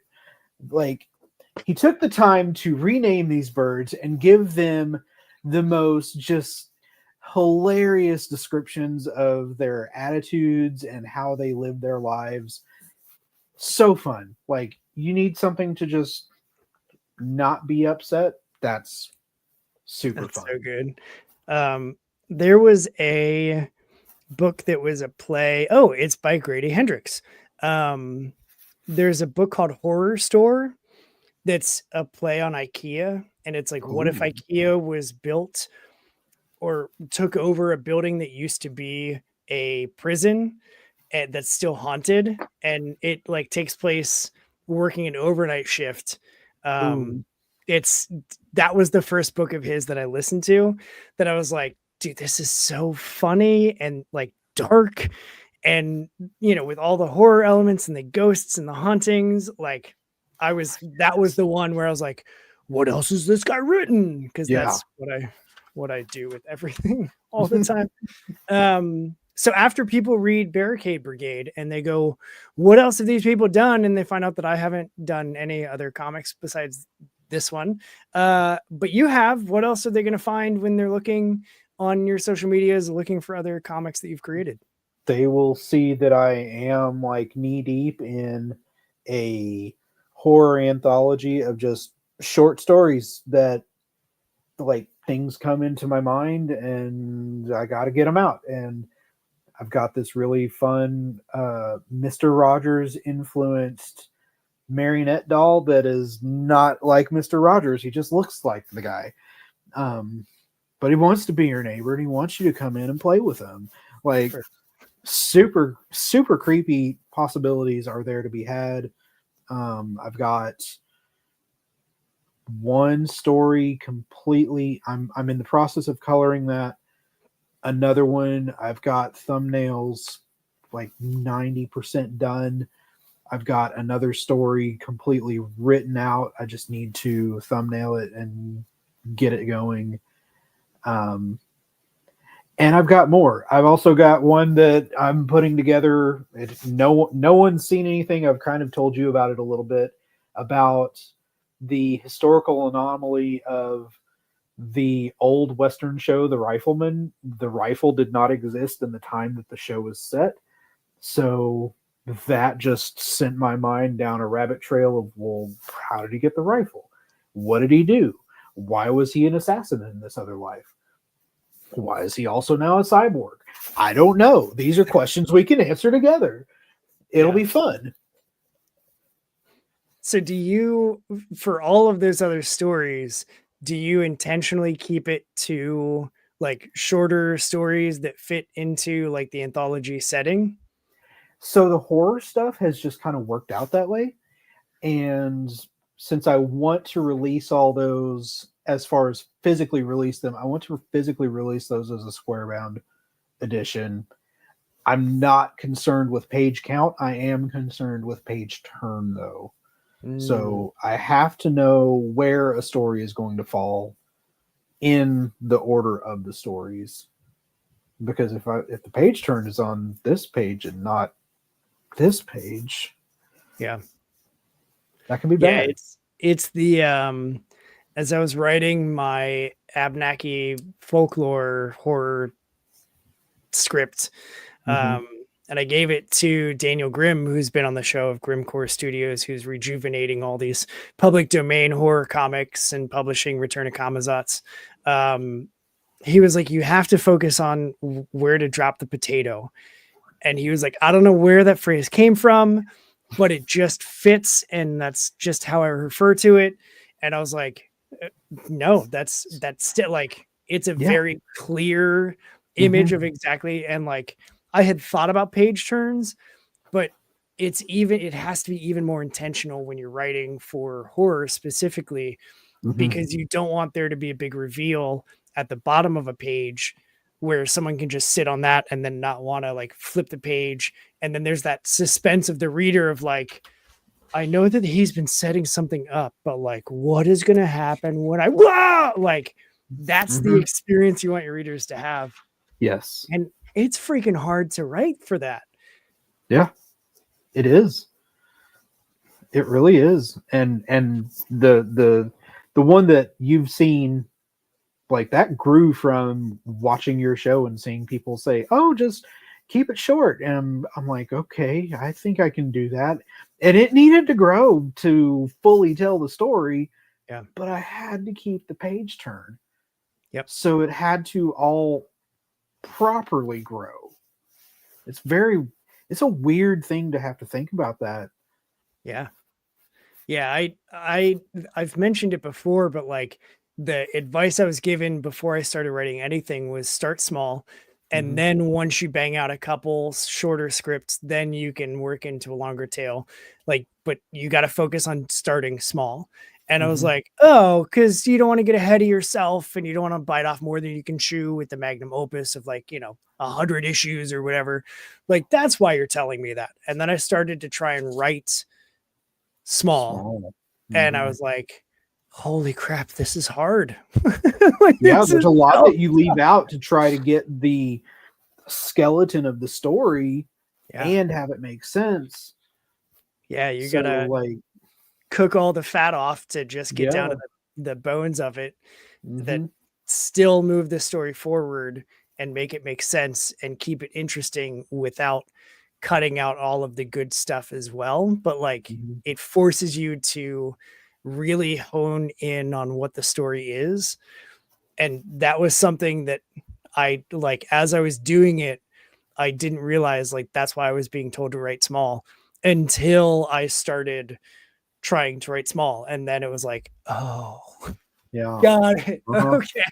Yeah. Okay. Like it's not just arbitrary. It's purposeful.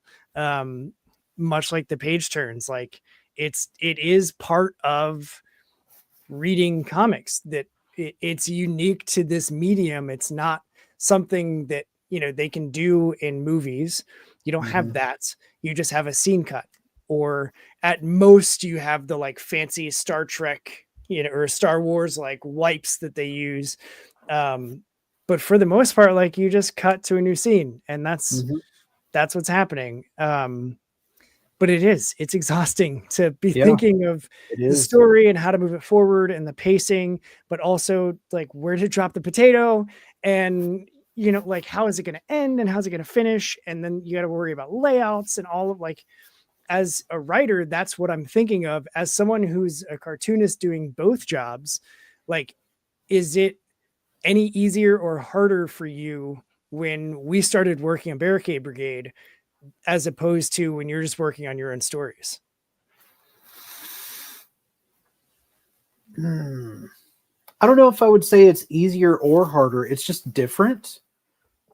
And again, that goes a lot. I would have to say like so much of that is tied up in the trust and the relationship that we've built through this, even from that very first phone call. Like, we just, okay, it's all on the table. We're just going to do it. And we know why we're both here. So the trust was there, but it's different. It's very different because now it's two voices, which cuts both ways. Cause like, there's times where I'm like, I've got one story that like, it's hilarious. It's so dark. It's so funny. I can't figure out what to do with it to make it enough of a story to be more than just like an anecdote that was very darkly hilarious that literally happened at my job. Was great. Involves death. Like, sounds great. Yeah, I mean, how hysterical. Bodies were involved. I'll say that, and it was shocking. I'll never forget, speaking of bodies being involved, when I was in college, the Spanish class that I was in, the like the corner of misfits that I always found myself sitting in, the gal that sat next to me got a phone call in the middle of our class, and like it actually rang, and we were like, what the hell, like why isn't that on silent? And so she like literally answered it in class and stepped out and then came back in, and she was like, I'm so sorry, I have to go. And the professor was like, what do you do? Like, is everything okay? Is there a family emergency? She was like, no. Someone just committed suicide jumping off of the bridge that crosses the Ohio River. And I'm part of the dive team that goes to retrieve the body. And it Ooh, was like full stop in the class. Like everything was just like, you do what? that's And he was like, wild. go take care of that. I have questions. And so she like got her stuff and left. And he was That's like, great. we can't move forward. There's how do you just go? I'll see you Yeah. Thursday. Like, just get out of here. Yeah. How do you move past that? That's Yeah. wow. Yeah. She was like, Wow. yep, they, and we don't always find them right away. And sometimes they've been in the water, so they get bloated, and you have to be careful how you handle them because the skin can burn, and like getting really nitty gritty into what happens to a body that's been in the Ohio River for 3 weeks, and like retrieving that and getting it out of the river. It just was like, I don't even know how you function. And she was like, yeah, I have to have the phone on me at all times because like you can't control when there's going to be a search and rescue. Yep. I was like, oh God, Wow. okay. I was like, well, I work in a biology lab and I had to flip the cadavers. Does that count for gross bodies? No, you don't care. Okay. All right. That's like Man. afternoon tea. Jeez. Right. They're like, oh, cute. That's so Yeah. adorable. Anatomy. I was like, it was really gross. Okay. So I would love to say at this point, like, I'm out of notes, but I didn't start with any. You So never you can't run out of what you never had. right. But I don't want to I I don't want to keep going because we have a whole tour of book We do. We've stuff got to things we talk got to about. save for people. Like, Yeah, like we're trying to be intentional of keeping things fresh for yeah. the shows that we have lined up. Which if I was better and at multitasking, I would have pulled up the poster as I was doing this lead in so that I had it ready to show off right here in the right now, but I didn't. And so So just do it now. I'm You're doing a filling all great of. cover job. Yep, that's not the right thing. That's the wrong button. I don't want to do that. Here we go. Here are our upcoming podcast Barricade Brigade tour stops. That's really small, and I feel like people can't read it. So we're gonna. Wow, that's weird to see happen in real time as I change that. So here's our tour poster, because every good punk tour has a good punk tour poster. Mhm. Personally, very proud of what I came up with here, but this is our tour. So we have tonight doing this live stream. I need to update this because we're adding an appearance with Blake's Buzz on June 11th. But we have the launch party on Instagram Live, part of my box talk that I do every Wednesday night. We're launching the campaign live on that tour. We're having guests stop by. It's going to be a whole lot of fun, a whole lot of just madness. And that's coming tomorrow on Instagram. We're starting at 8 p.m. Eastern, and we'll go for about 2 hours is the plan. And so then it'll be fully live. And so you can go and you can back it, and you can pat yourself on the back for helping two crusty punks live out their dreams of making comics, because that's what this is. Then on Wednesday, Megan's going to publish our episode with on Vigilante Vibes. So if you don't already follow her, she does an excellent show all about the Marvel fandom and talking comics, and she reviews comics for Nerd Initiative. She was the reason I started and worked with them for a bit. She's just like such a genuinely nice human being. It's insane. I'm like, how are you this nice? I don't understand. I'm so jaded. But she's like, everything's just awesome. And I'm like, I don't understand it. But so our episode with her will publish on Thursday. June 5th, and then we're going to be on Freshly Pressed on June 10th. It's basically like most Tuesdays this month. We at least have one appearance every week in June. Freshly Pressed is through the Comics with an X.app. And so I'm in a Discord with them, and they reached out like, hey, I do a show. You want to come on? I'm like, yeah, okay. So we're going to be on Freshly Pressed on the 10th. And then, like I said, Blake's Buzz, we just confirmed that we'll be on with him on June 11th, which is a Wednesday. Instead of doing Box Talk, we're going to shift over there. We're going to be with Kris with Fueled by Weird on June 17th. And so we'll be, he and I live very similarly in our Indie Comics Love podcasting show. We've had similar guests, and so it only was fitting that we pop onto his show. And then towards the end of June, on the 26th, we're going to join Greg on Bearded Comic Bro. And we're going to live that. He is one of the few people I've actually met in person in real life at a small press alt comic expo up in Columbus, which is where he's based out of. So it'll be fun to hang out with him and like have someone on the other side of the camera that I actually have met in person. That's only happened like one other time, I think, for people that have been on the show. Like everybody else I just meet online. But like it's a whole ass tour, and there are other shows that we have talked to that we just haven't been able to work logistics out yet. So stay tuned to all of our social media stuff, because we're going to be consistently updating and blasting everything out for where we're going, what we're doing, how we're sharing the love for Barricade Brigade, all of our progress. All of those things are going to be super transparent with everything. That's the business end of things. If you haven't already, pre-save the campaign now. It's in this description, or just search Barricade Brigade on Kickstarter. It'll pop right up. We're the only one. And so you can pre-save it so that if you're unable to join us on the live stream tomorrow, you'll still get an email that we launched it. And then you'll smile to yourself thinking the punks did it. And we'll be saying on the live stream, oh my God, we did it. Yeah.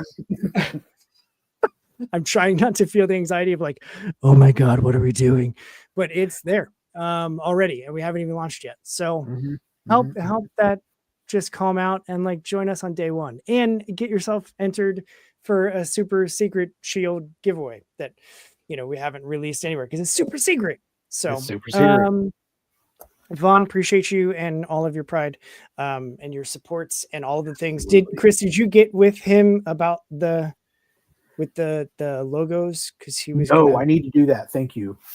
Okay. See, this is why we balance, because I'm very good somehow with logistics. I got so wrapped up in doing them that I didn't send them. Fair. So those will be coming your way, Vaughn. Be on the lookout for that. And thank you again for just raising your hand and like, hey, I'll help. That's super dope. Another way that we're thanking everybody is anyone that backs at any level or reward tier or anything. We're going to put your name in the inside cover of our book on our wall of punks. And so every single person, because no reward tier is too small to make an impact to getting us one step closer to making this book. So we want everybody's names to be in that. So even if you're doing digital, if you're just like, here's $1, cool. Like that's $1 closer to our goal. So everything is going to help. And so we're going to put every single name for every single backer inside the book forever as like hey, we appreciate anybody that's willing to take a chance on us. So those are not the end of my notes, but this is where I would be saying I'm not done with you yet, because we're going to do 2 more things. The first is we're going to do the screenshots. And I hope you have a pose ready, because I don't. I'll do I'll shameless, man. I don't care. Get the nice angle here, and then I have to get my shortcut. Okay. All right. So here we go. It's all crooked, man. This is okay. Here we go. 3. No. Yeah. There. Nope. Yep. There we go. 3, 2, 1. All right. The other thing that I always do with everybody that's ever on the show ever is I love doing this, and I always have to give this monologue first because I can't not do this. I love doing this show because I get to talk to indie creators that come from all different walks of life with all different experiences, backgrounds, perspectives, points of view, all of the things.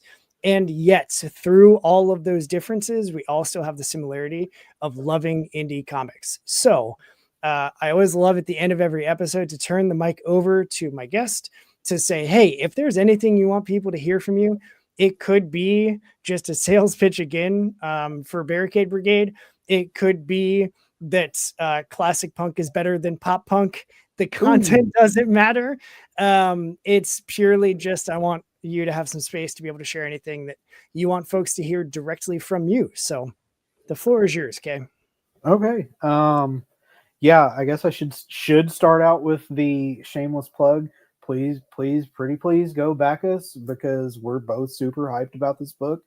And like, this has honestly been a dream to get it to this point, even is a big deal. And I feel like just in that we've succeeded. So there's that. I think being punks, I've got to say it again. I say it all the time. Like, punk is for everyone, unless you're not for everyone. So like, we are here for everyone. Like, you don't have to like the music. You don't have to dress the part. It's not a uniform. It's not a sound. It's a state of mind. It's a state of being. And you can be, I might not like it. You can be wearing your khakis and polos that are like the expensive ones, not the thrift store crap that I find and love because it's like I'm turning into Fat Mike. You can wear that stuff and talk about your 401k and your golf swing all you want and still be punk as fuck, and we'll still roll with you. Yeah, I think that's where I want to leave it. Perfect. Great. Yeah, it's not the punk and the DIY, like it's very much, there's a reason that when we first started talking about making comics, we were like, let's just make it and then take the PDF to like Staples and print it on a regular ass printer and fold it and staple it ourselves and do the, like, let's just do that because that'll make it real.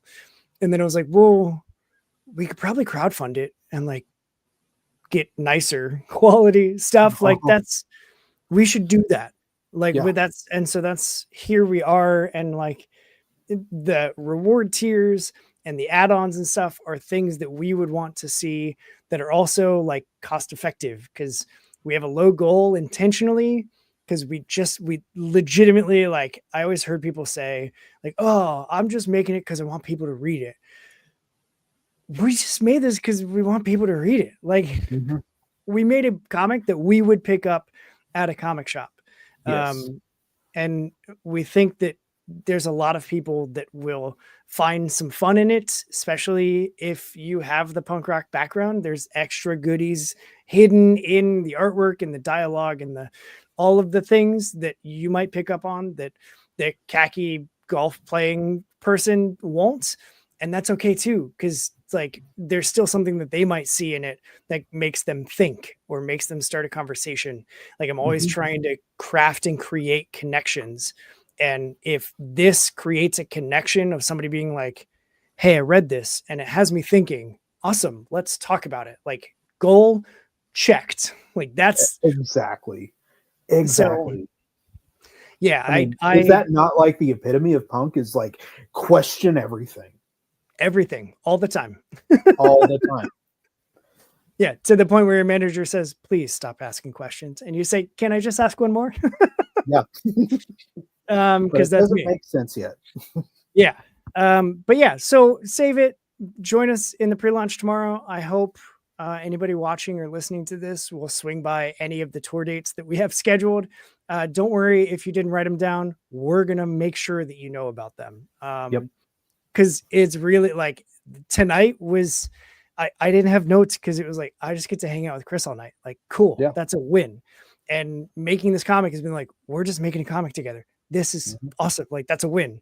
We get to hang out with people that I've gotten to know just through being podcasts and talking about comics together. Like we just get to hang out with them and talk about our own comic and how much freaking fun this is. And like, awesome. That's a win. So, and listen, I'm fully prepared. If we don't hit goal, I'm still going to take the PDF to Staples and I'm still going to print it off and I'm still going to hold this damn book because we put too much work into this to not hold the finished product. Yeah. So, there's that too. Like, okay, but I think it's going to resonate. I think we're going to build a really strong base. If everybody only backs at the physical tier or digital, whatever, because it's all $5. If we only did that tier, 120 people will make us at goal. So you can do the math if you want to.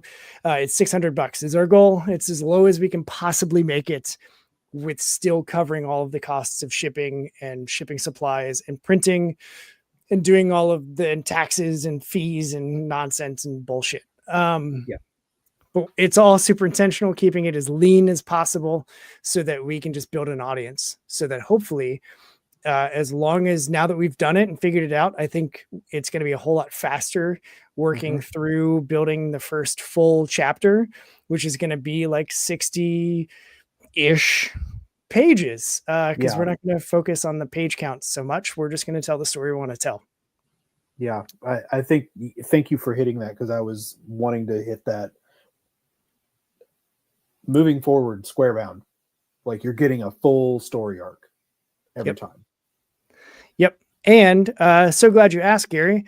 Kickstarter starts tomorrow, June 4th, somewhere around 8:15 p.m. Eastern, and it'll run until July 4th. July 4th will be not only Independence Day here in the States, but also like we're free from the anxiety of running a Kickstarter day. Not intentional at all. It's what worked with when we were talking about schedules. And so, there's plenty that we don't know, and that's okay. Cause it's been a lot of fun figuring it out. So, sign up for the pre-launch, get the email when we launch, join us on Instagram Live tomorrow, on my @longboxpunk Instagram. We'll be starting at 8 and go take selfies of yourself with watermelons and post them and tag us and use the hashtag of hot watermelon when you do so. And we'll include you automatically in our digital stretch goal of all of our watermelon punks. Kris, where do people find you? I know I have stuff linked for easy access, but where do people find you? Blue Sky, Threads, Instagram, Punk Rock Kris, 2Ks. It's super easy because if you just type in Punk Rock K, he comes up every time. That easy to find. And then you can keep up with me at Longboxpunk on Threads, Instagram, and Blue Sky. And of course, here on YouTube, where I'm bringing you all of the best indie creator conversations every Sunday and Monday, and sometimes special streams on Tuesdays as well. So I'm already booked through July, dude. Like June and July are already fully booked. I already have people signing up for August and September dates, which is just like bonkers. I don't understand.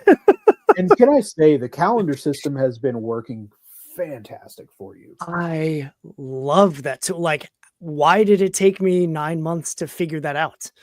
Listen, if you're going to run any sort of anything, you're a faucet person. Like we've discussed this. Like, I just need to talk to people. And then I'm like, wait. I need to make this sustainable. I need to make it easier. And I'm stressing about the calendar. So I found a scheduling tool. If you host anything at all, make it easier for yourself and get a scheduling tool. I personally use Calendly. It's free. I set up one meeting type and I personalize the form and the intake and set up rules so that events I can't get signed double booked for the same day. And as long as I put stuff on my personal calendar, which I do anyway, because I live by the calendar, then nothing can get overbooked. Like I have Father's Day blocked off, so no one can book that because I'm hoping to be able to record a stream with my dad and talk about like, this is what I remember from a kid and going to comic shops with you. What do you remember? And because he used to have comics back in the day and they all got destroyed and thrown out. Because mold and shit. Like it's sad, man. He was telling me some of the books that he had. I was like, don't, Dad, you need to stop talking because I'm dying inside. Like, you can't tell me you had books from the 50s and 60s of superhero, sci-fi, horror, some big DC titles, some obscure stuff. Like, you can't tell me you had those because I want those. And that's what I'm spending a lot of money to buy now. And he was like, well, son. I was like, okay, Dad, thanks. But yeah, so that's I can't believe we've been doing this for 2 hours. Tomorrow's going to be a whole lot of fun. Yeah. I have to go to the bathroom, so I'm going to call this. But dude, this was great. I appreciate you just, Same. getting more camera time and talking through stuff and letting me do all of the talking that I do. I will again try and be less wordy on the next time that we have a pod appearance, because I just talk, man. That's what I do. Like, we've fallen into our norms though. Like, I will talk, but I'm not the talker of any group. Yeah, you will. And usually it's when I say, hey, you take this one. Oh, speaking of you taking one, we have a written interview that we did with Luis that's going to be coming out through Comic Book Yeti.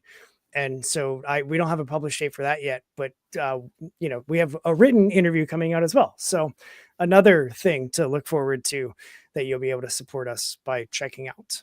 So great. Dude, this was awesome. I look forward to let's do it again tomorrow, huh? I'm down. Instagram Live. Yeah, perfect. Great. Let's totally just throw that together and wing everything again. But with more people. So